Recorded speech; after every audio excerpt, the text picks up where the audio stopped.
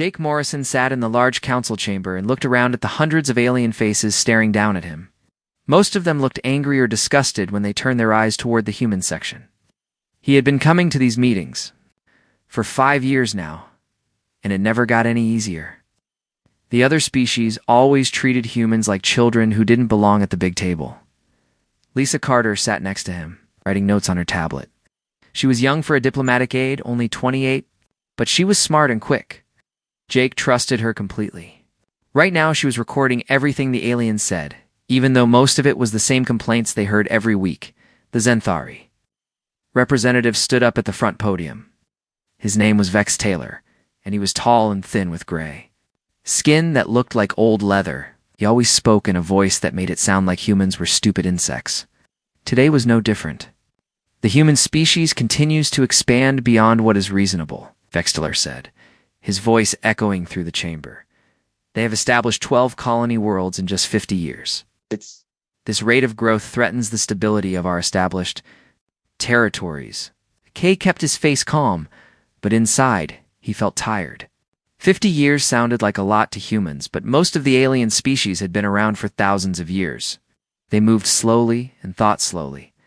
The idea that humans might want to grow and explore seemed to scare them. We propose new restrictions, Vex Taylor continued.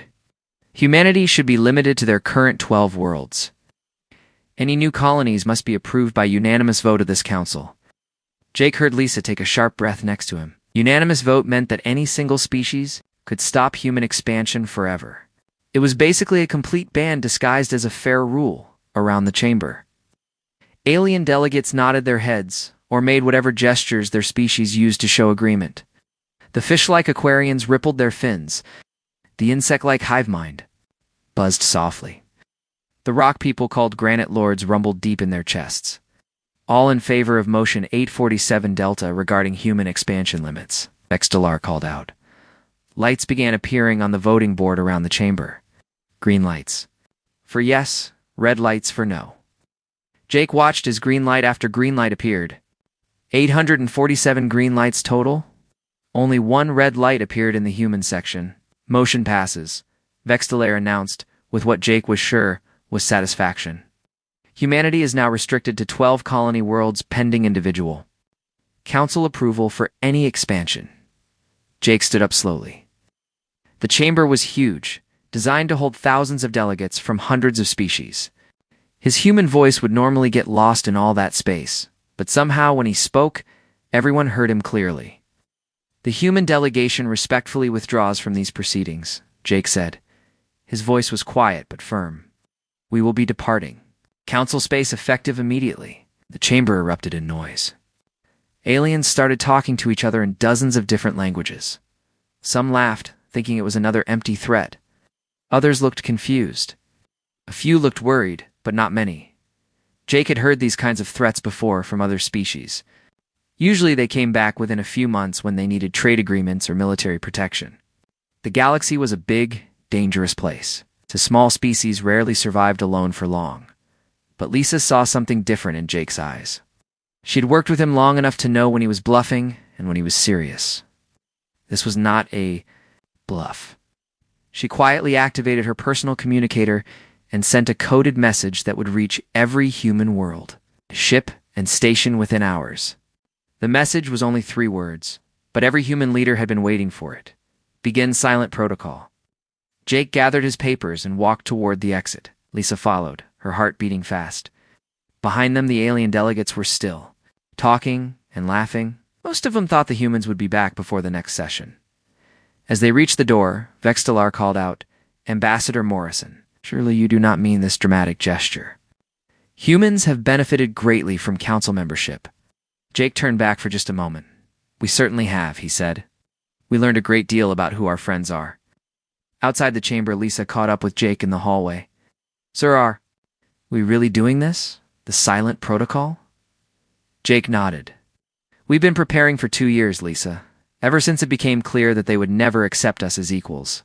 But, sir, leaving the council means leaving everything. Our trade agreements, our defense treaties, our research partnerships. No, Jake said. It means taking everything with us. Lisa didn't understand yet, but she would soon. The silent protocol wasn't just a plan to leave the council. It was a plan to take every piece of human technology, every trade relationship, every strategic advantage, and move it all beyond the reach of species who had decided that humans were too dangerous to grow freely. On Earth, President Helen Davis was already addressing the world. Her speech was calm and measured, not the angry declaration of war that some had expected. "My fellow humans," she said from the Oval Office, "today marks the beginning of a new chapter in human history. We go not in anger, but in hope. We go not as refugees, but as pioneers. The galaxy has made it clear that there is no room for human growth within their vision of civilization. So we will build our own, across human space." The message was spreading. On Mars, cargo ships that had been loading supplies for months suddenly went into overdrive. Factory workers who had been told they were preparing for expanded trade operations now learned the truth. They were preparing for the greatest exodus in human history. On the mining world of New Colorado, Supervisor Pete Johnson got the message and immediately understood. For 6 months, his crews had been working double shifts, mining rare metals that were supposedly going to new construction projects. Now he realized those metals were going to build something far more important than new buildings. They were going to build new worlds, Captain Julie. Winters was commanding a small fleet of ships near the edge of council space when her orders came through. Her official mission was routine patrol, but her sealed orders told a different story. She was to begin immediate evacuation of human listening posts throughout alien territory. But not before downloading every piece of intelligence they had gathered over the past 50 years. Every alien military frequency, every diplomatic channel, every trade route, every weakness and strength of every species in the Council was carefully recorded in human databases. Information that could have been shared as part of galactic cooperation was instead being packaged for humanity's private use. Dr. Amanda Falster was working late in her laboratory on the research station orbiting Titan when the message arrived. As the head of xenobiology research, she had spent 10 years studying alien life forms and sharing her discoveries with Council scientists. Now she received orders to pack up every piece of research, every sample, every bit of data, and prepare for immediate departure. The aliens had always assumed that humans would share their scientific discoveries freely as part of their membership. In galactic civilization, they never considered that humans might take their knowledge and go somewhere else with it. On space stations throughout human territory, similar scenes were playing out. Families who had lived their entire lives in council space received evacuation orders. Children asked their parents why they had to leave their homes. The parents explained as best they could that sometimes you had to go somewhere. God knew to be free. But this wasn't a panicked retreat. Every human who received evacuation orders also received detailed instructions about where to go and what to bring. Ships arrived exactly on schedule. Supplies were loaded according to careful plans. Nothing was left to chance. The aliens in the council chamber were still celebrating their victory over human expansion when the first reports started coming in. Human ships were leaving their stations. Human traders were canceling their contracts. Human research teams were packing up their equipment. At first, the aliens weren't worried. Humans had made dramatic gestures before. It would be back when. They realized how much they needed council protection and trade. But as the hours passed and more reports arrived, some of the smarter alien leaders began to understand that something different was happening. This wasn't a political protest. This was a permanent goodbye, and deep in space. Beyond the reach of alien sensors, the first human ships were already heading toward coordinates that existed in no council database. Humanity was going somewhere the aliens had never been, taking with them everything they had learned about their former friends and neighbors. The silent departure had begun. Admiral Kevin Torres stood on the bridge of the exploration ship. Ik Pioneered watched the massive display screen showing human settlements across council space. Red dots marked colonies that had already been evacuated. Yellow dots showed colonies. In the process of evacuation, green dots marked colonies still waiting for their turn. In just 2 weeks, there would be no green dots left. "Admiral, the last transport from New Boston is reporting successful departure," said Lieutenant Carol Hayes from the communications station. "All civilian personnel have been evacuated. The industrial equipment is loaded and secured." Kevin nodded. New Boston had been one of the hardest evacuations because it was so close to alien worlds. The Xanthari had 3 military bases within 50 light-years. They were already asking questions about all the human ship traffic. But somehow the evacuation teams had managed to pull it off without raising too much suspicion. What about the research stations? Kevin asked. Dr. Foster reports that all xenobiology data has been transferred, Carol replied. The last of the alien specimens are being loaded onto the science vessel Darwin right now. Kevin almost smiled at that. The aliens had no idea how much humans had learned about them over the years. Every alien species that had ever visited a human research station had been studied, scanned, and analyzed. Their biology, their psychology, their weaknesses. All of it was now packed carefully in human databases, heading for destinations aliens would never find. On the industrial world of New Detroit, Pete Johnson walked through the factory floors one last time. The massive manufacturing complex had been the pride of human engineering in council space. It produced quantum processors that were used in alien computers throughout the galaxy. Most aliens didn't even know the processors came from human factories. They just knew they could buy them cheaply from human traders.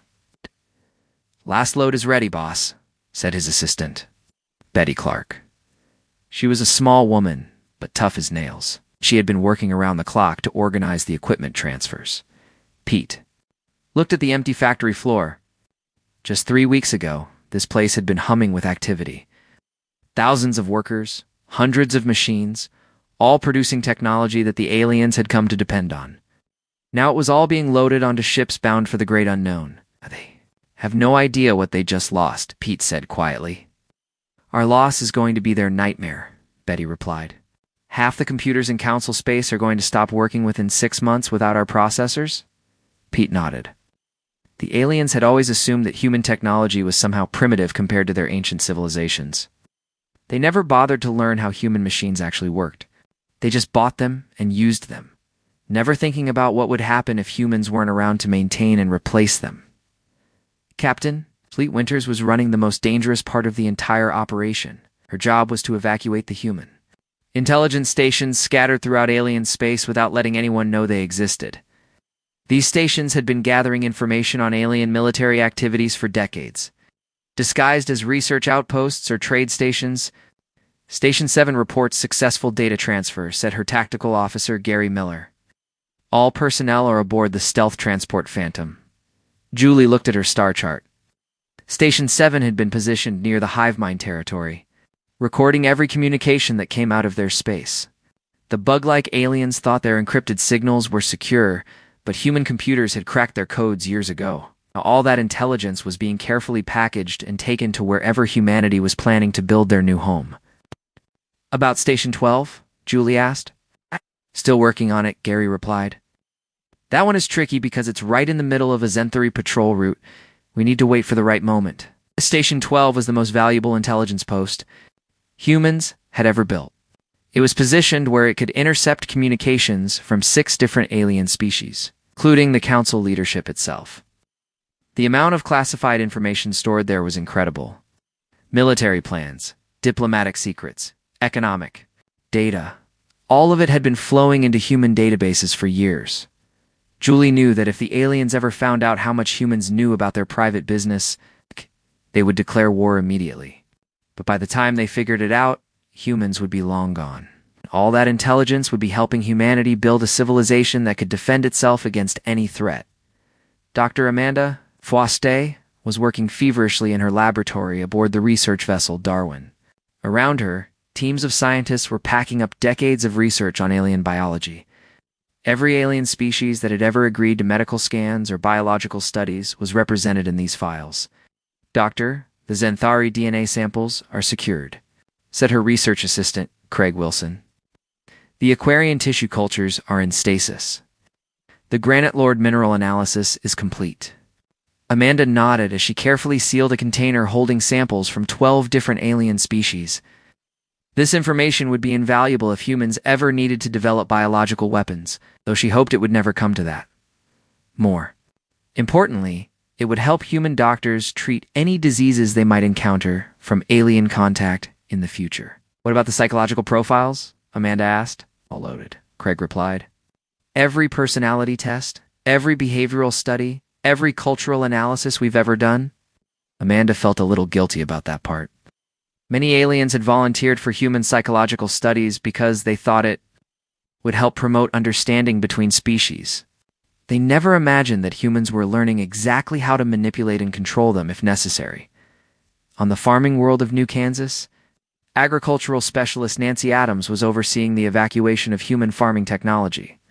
The aliens had been amazed by human farming techniques, which could grow twice as much food using half the resources of traditional alien agriculture. The seed banks are loaded, reported her supervisor, Frank Turner. All the genetic samples, all the breeding records, everything. Nancy looked across the empty fields where human crops had once grown. These fields had fed millions of aliens throughout council space. Human food was cheaper and more nutritious than anything the aliens could grow themselves. But the aliens had never bothered to learn how human farming actually worked. They just bought the food and ate it. They're going to be very hungry soon, Nancy said. That's their problem now, Frank replied. Maybe next time they'll think twice before trying to limit a species that's feeding half the galaxy. Economic analyst Roy Patterson was completing the most complex part of the entire operation from his office on Europa. For 2 years, he had been quietly withdrawing human investments from alien companies and markets. It had to be done slowly and carefully so that no one would notice until it was too late. The last of the banking transfers are complete, reported his assistant, Ellen Price. All human assets have been converted and transferred to the fleet.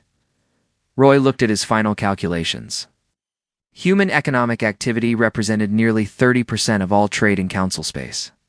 Human banks held loans worth trillions of credits. Throughout the galaxy, human investment companies owned stakes in thousands of alien businesses. How bad is this going to be for them? Ellen asked. Complete economic collapse within 6 months, Roy replied. Most alien governments will be bankrupt. Within a year, their entire financial system was built on the assumption that humans would always be there to provide stability and growth. On the military base orbiting Pluto, General Lucy Stone was coordinating the most sensitive evacuations of all. Human military advisors were embedded with alien forces throughout council space, supposedly to promote cooperation and understanding. In reality, they had been studying alien military capabilities and looking for weaknesses. The last advisor team has reported successful extraction, said Colonel Mike Davis. All classified materials have been secured. Lucy nodded. Those advisors had learned everything there was to know about alien military technology, tactics, and strategies. They knew which species were strong and which were weak. They knew which alliances were real and which were just political theater. Most importantly, they knew exactly how to defeat any alien military force if it ever became necessary. What about our own military assets? Lucy asked. All human military equipment has been evacuated or destroyed, Mike replied. We're not leaving them anything they can study or copy. The aliens had always assumed that human military technology was inferior to their own. They'd never been in a real war with humans, so they didn't know what human weapons could actually do. That ignorance might be very costly for them someday. As the great evacuation continued, reports kept flowing in. From across human space, factories were empty, research stations were abandoned, trade posts were closed. Everywhere humans had once lived and worked, there was now only silence. But it wasn't the silence of defeat. It was the silence of a species that had decided to take their destiny into their own hands. Humanity was leaving council space, but they were taking with them every advantage they had ever gained, every secret they had ever learned, and every piece of technology they had ever developed. 3 months had passed since the humans left council space, and Zephyrian Clix was starting to panic. She was the chief economist for the Galactic Council, and the numbers on her screen were getting worse every day. Ford had started as minor. Trade disruptions was turning into the worst economic crisis in galactic history. The manufacturing sector is down 60%, she reported to the Emergency Council session. Food production has dropped by 40%. Transportation networks are failing across 12 sectors.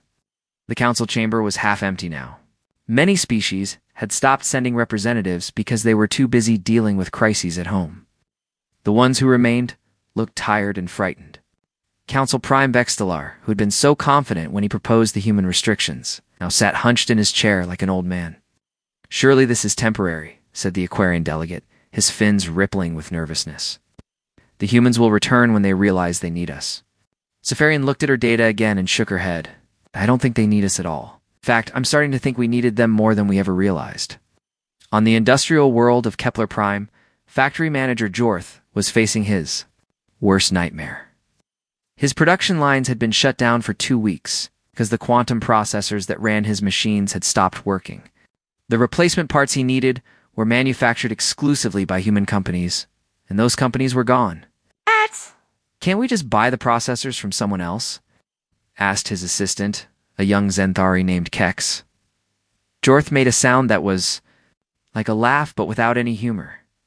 "There is no one else. The humans were the only ones who knew how to make them. We just bought them and used them. We never bothered to learn how they actually worked." Kex looked confused. "But surely our scientists can figure it out." "Our scientists have been trying for 3 months," Jorth replied. "They can't even understand the basic principles. Human technology is apparently much more advanced than we thought." The same scene was playing out on worlds throughout Council space. Machines that had worked perfectly for decades were breaking down, and no one knew how to fix them. Computers that had processed data for alien governments were failing. Communication systems that had connected the galaxy were going silent. On the agricultural world of Fertile Delta, Aquarian farmer Splish was watching his crops die. For 20 years, he had used human farming techniques that had tripled his harvest. But the techniques required special seeds and fertilizers that were made by human companies. Without them, his crops were failing. "Maybe we can go back to the old ways," suggested his neighbor, Splash. Splish rippled his fins sadly. "The old ways fed barely half our population. If we can't figure out how to grow food like the humans did, millions of our people will starve." Across the galaxy, similar disasters were unfolding. The Mythilic Federation's food distribution network had collapsed because it depended on human logistics software. The proud Zenthari military was discovering that their most advanced warships couldn't leave port because their FTL drives used human-designed components that were now impossible to replace. In the council chamber, Ambassador Vera Collins sat alone in the human embassy section. She was the only human diplomat left in council space, and her job was to politely refuse the increasingly desperate requests for negotiations that arrived every day. Ambassador Collins called out Council Prime Vextelar during the daily session. "Surely your government can be reasonable. We are willing to discuss more favorable terms for humanity." Vera stood up slowly. She was a calm woman in her 50s who had been chosen for this job because she could stay polite even when aliens were being rude. "I'm sorry, Prime Vextelar, but I have no authority to negotiate anything. My instructions are to forward all requests to the appropriate channels." "And what are those channels?" Vextelar asked desperately. "An automated message system that will respond within 6 to 8 months, Vera replied. The council chamber erupted in angry voices. 6 to 8 months was a lifetime when your civilization was falling apart. But Vera just sat back down and continued reading her book, ignoring the chaos around her. Intelligence analyst Kyle Rogers was watching the alien communications from his hidden base near the edge of council space.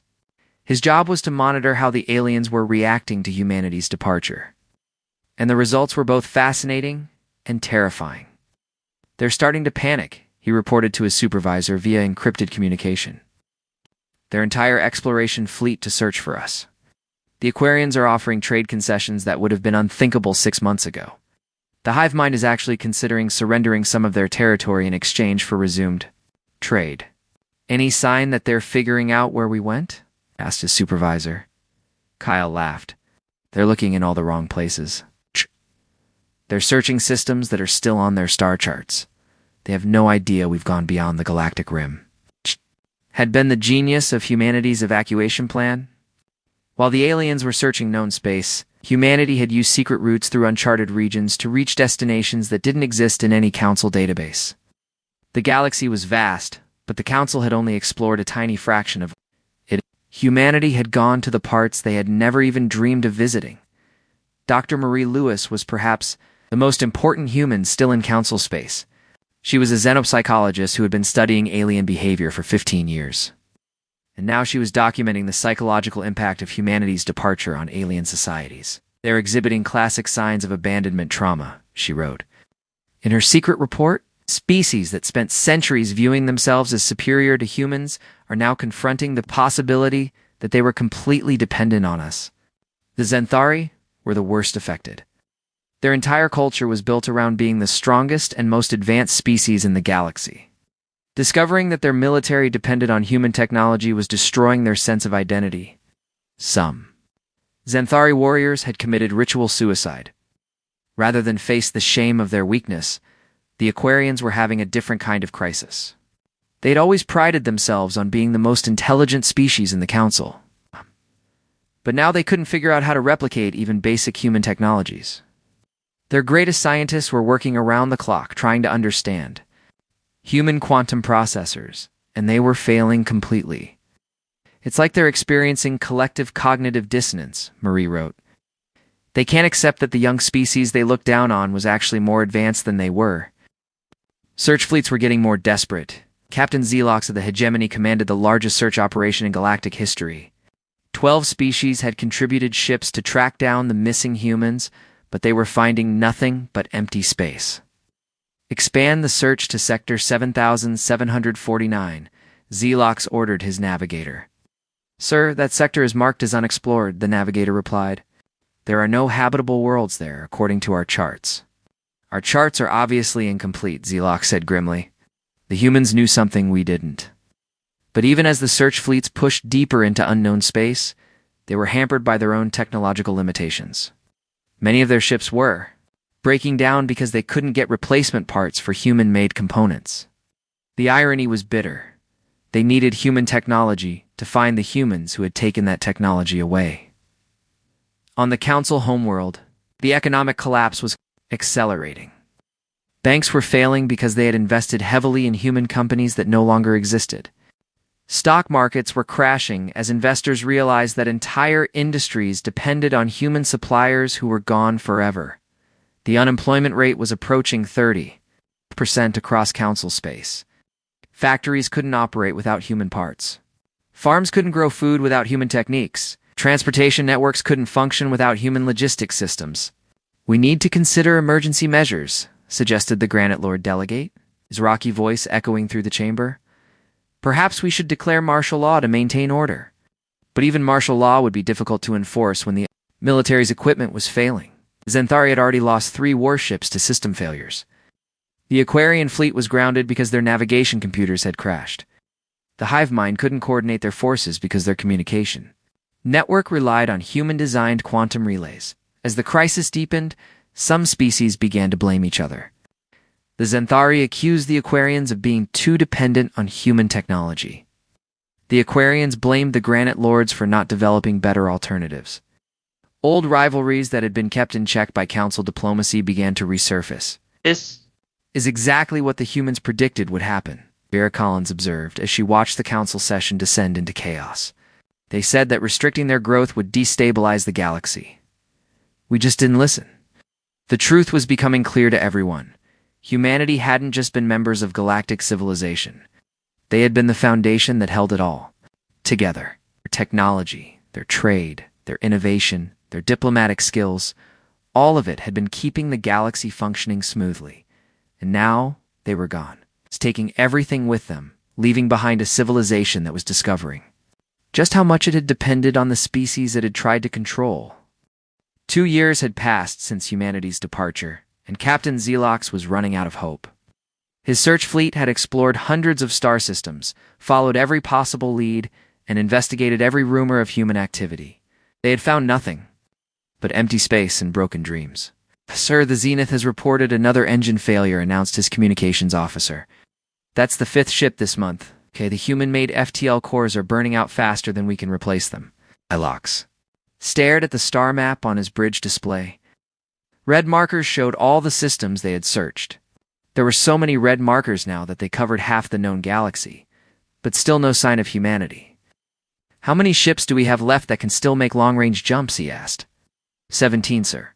Down from 43 when we started. Xelox felt old and tired, The greatest search operation in galactic history was falling apart because they couldn't maintain their own ships without human technology. The irony was painful, but he couldn't give up. Too much depended on finding the humans and convincing them to return. On the Council homeworld, things were getting worse every day. Council Prime Vextiller had aged 10 years in the past too. His once proud bearing was now bent with worry and shame. The Zenthari had always been the strongest species in the galaxy, but now they were reduced to begging for help that might never come. The food riots on Kepler Prime have spread to 6 more worlds, reported his aide during the daily crisis meeting. The Aquarian Federation is considering withdrawing from the Council entirely. 3 more systems have declared independence, rather than share their remaining resources. Vex Taylor closed his eyes. The great galactic civilization that had stood for thousands of years was crumbling in just 2 short years. All because they had been too proud to let one species grow freely. Any response from the human ambassador? We asked without much hope. The same automated message, sir. All requests will be processed in the order received. Current waiting time is 8 to 12 months. Senator Blake Cooper was the loneliest man in the galaxy. As the only human maintaining any kind of official presence in council space, he spent his days in an empty embassy building, filing reports that nobody read and answering questions he couldn't answer. Senator Cooper called the Aquarian delegate. As Blake walked through the council halls, "Please, surely you have some way to contact your leaders? My people are starving. Our food production systems have completely failed without human agricultural techniques." Blake stopped and turned to face the desperate alien. 3 months ago, this same Aquarian had voted to restrict human expansion. Now he was begging for human help. "I'm sorry," Blake said gently. "I truly am, but I have no more contact with human leadership than you do. I'm just here to maintain the embassy and forward messages." "But your people must have some compassion," the Aquarian pleaded. "We made mistakes, yes, but surely they won't let entire worlds starve." Blake felt genuinely sad for the alien. "I don't think humanity wishes any species to suffer. But I also don't think they're coming back to save civilizations that voted to limit their growth." Dr. Carl Newman was documenting the strangest psychological phenomenon he had ever witnessed. As an anthropologist, he had spent his career studying how societies reacted to crisis. He had never seen anything like what was happening to the alien species. The Zenthari warrior caste is experiencing what can only be described as species-wide depression, he wrote in his encrypted report. Their entire identity was built around being the most powerful military force in the galaxy. Discovering that their weapons don't work without human components has shattered their core beliefs about themselves. The hive mind was having an even stranger reaction. Their collective consciousness had always prided itself on perfect logical thinking. But the humans' departure had revealed so many flaws in their logic that parts of the hive mind were actually disagreeing with other parts. Some drone clusters were developing independent thoughts, which was supposed to be impossible. "The psychological damage may be permanent," Carl wrote. Ouch. "These species may never recover their previous sense of superiority and confidence." But the most interesting data was coming from Kyle Rogers at his monitoring station. The intelligence. Analysts had been tracking alien communications for 2 years, and recently he had picked up something amazing. "You're not going to believe this," Kyle reported to his superiors. "The aliens aren't just looking for us in this galaxy anymore. Started sending long-range probes to nearby galaxies. They're spending resources they don't have on a search that's becoming more desperate every day." His supervisor's voice crackled over the encrypted channel. "Any chance they'll actually find us?" Kyle laughed. "Not unless they get very lucky. They're still thinking like council species, looking for habitable worlds and established trade routes. They have no idea that we've built an entirely new kind of civilization." Meanwhile, far beyond the galactic rim, where no alien had ever traveled, Commander Susan Taylor was overseeing humanity's greatest achievement. Nuterra wasn't just a planet, it was the heart of a growing human empire that spanned 3 star systems and was expanding every month. "The shipyards in the Prometheus system are ahead of schedule," reported her aide, Lieutenant Danny Rodriguez. "We'll have 50 new exploration vessels ready for launch next month." Susan looked out at the construction happening around Nuterra. Massive space stations, mining operations, research facilities, and military bases were growing faster than anything the galaxy had ever seen. Humanity wasn't just surviving their exodus. They were thriving in ways that would have been impossible under Council oversight. "What about contact with the other species?" Susan asked. "The Wanderers are very interested in trade agreements." Danny replied, "The stellar nomads want to share star charts. The free traders are offering to teach us about galactic currencies we've never heard of." This was perhaps the most shocking discovery humanity had made. Beyond the galactic rim, there were dozens of species that had never joined the Council. Some were more advanced than anything in Council space. Others had technologies that worked on completely different principles. All of them were eager to trade and cooperate with the humans who had rejected galactic civilization. The Council always told us they represented all intelligent life in the galaxy, Susan mused. Turns out they only knew about a tiny fraction of what's actually out here. Back in Council space, the search fleets were getting more desperate and more dangerous. Some captains were taking their ships into uncharted nebulae and black hole systems, hoping to find some trace of human passage. 3 ships had been lost in the past month to navigation hazards. "We need to expand the search parameters," Captain Xylox announced during a fleet commander's meeting. "The humans obviously know about regions of space that we've never explored. With respect, we're already pushing our ships beyond safe limits," replied Captain Nex of the Aquarian fleet. "Half my vessels are held together with emergency repairs. Can't keep this up much longer." Xylox knew Nex was right, but he also knew that returning to Council space empty-handed would be political suicide. The aliens needed to find humanity, or at least find some proof that humanity still existed and might eventually be willing to negotiate. "One more sweep," Xylox decided. "We'll try the Outer Rim territories that were marked as uninhabitable." What Xylox didn't know was that those territories had been marked as uninhabitable by aliens who didn't have human technology. Humanity had found ways to live and thrive in places the Council had written off as impossible. Asteroid fields that aliens couldn't navigate became human mining operations. Radiation-soaked systems that aliens couldn't survive became human research stations. Regions of space that aliens considered empty wastelands became the highways of a new human empire. On the Council homeworld, Ambassador Vera Collins was receiving visitors every day. Alien diplomats, military leaders, and even ordinary citizens came to the human embassy begging for any kind of contact with humanity. The building had become a shrine to lost hope.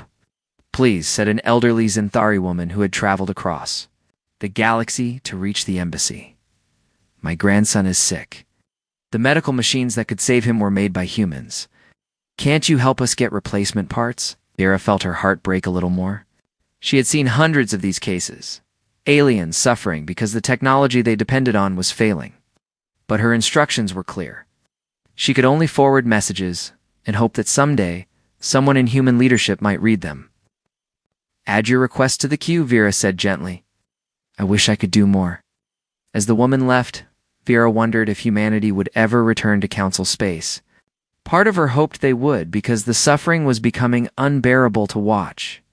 But another part of her understood why they had left and why they might never come back. The galaxy had taught humanity that they weren't welcome as equals. So humanity had gone somewhere else to become something the galaxy could never control again. And with each passing day, the gap between what humanity had become and what the Council remembered was growing wider. The aliens were searching for the humans they used to know, but those humans no longer existed.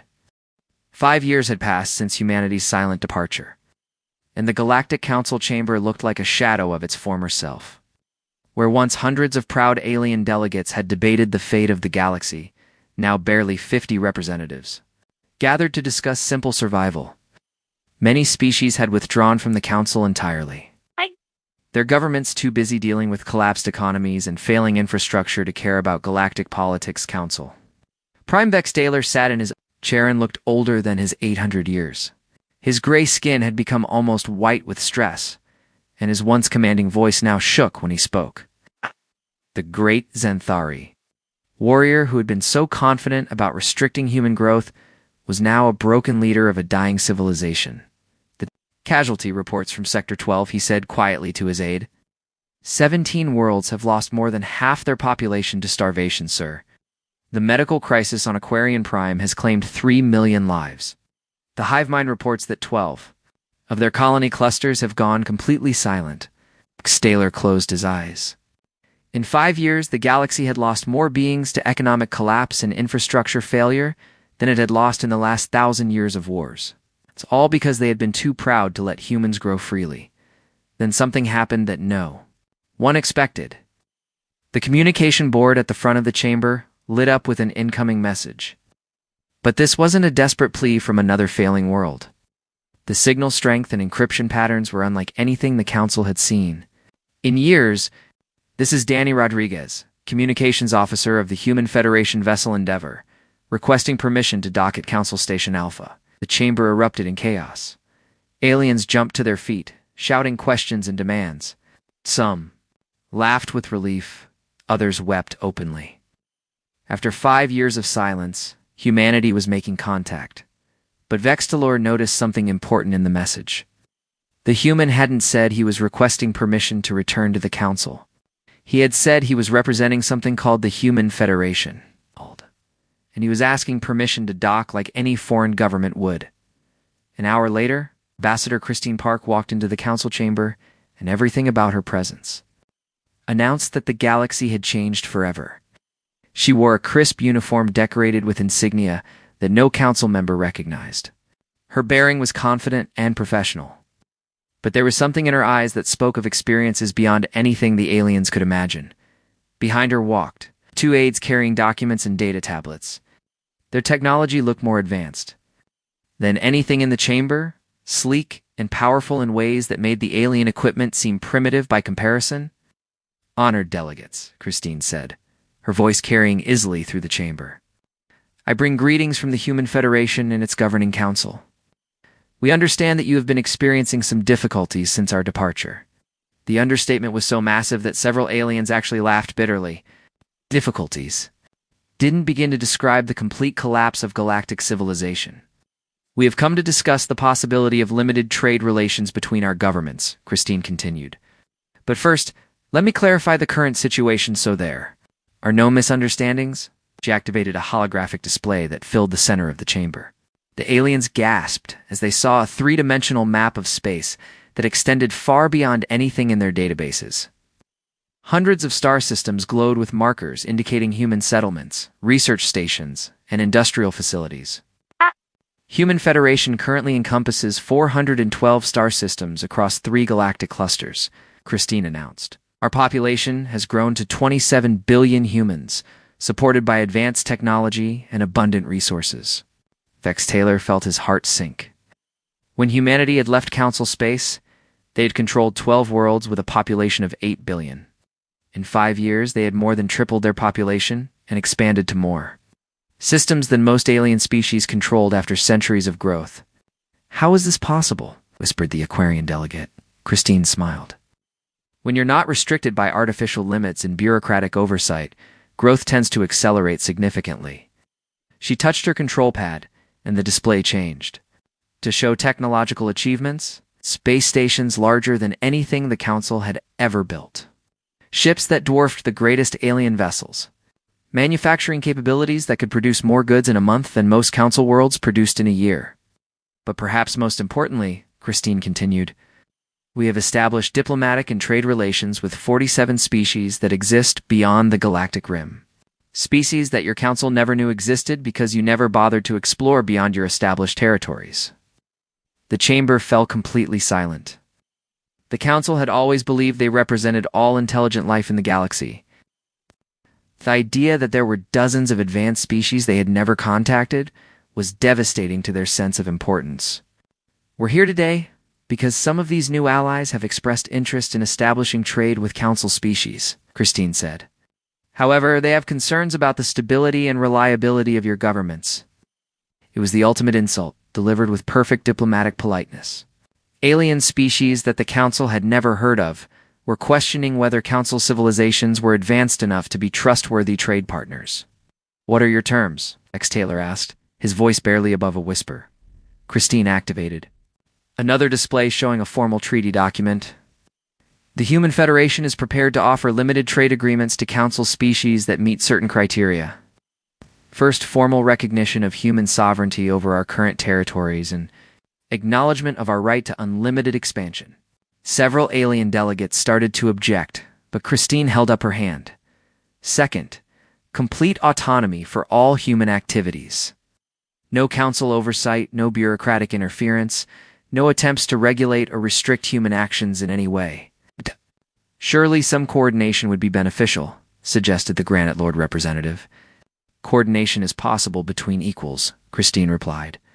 But the relationship between the Human Federation and the Council is no longer one of equals. We are the stronger power now, and we will be treated as such. The aliens looked at each other in shock. The young species they had once dismissed as junior partners was now dictating terms to them like a conquering empire. Third, Christine continued, all trade will be conducted according to human standards and regulations. Our technology, our currency, our rules, council species that wish to trade with us will adapt to our systems, not the other way around. If we refuse these terms, asked the hive mind representative, Christine shrugged. Then you continue as you have for the past 5 years. We have no need to trade with you. Your economies collapsed without us, but our economy grew beyond all expectations without you. We're offering this opportunity because our new allies think it might be beneficial, not because we need anything from you. The truth of that statement hung in the air like a physical weight. The aliens needed human technology to survive, but humans had built a thriving civilization that didn't need the council at all.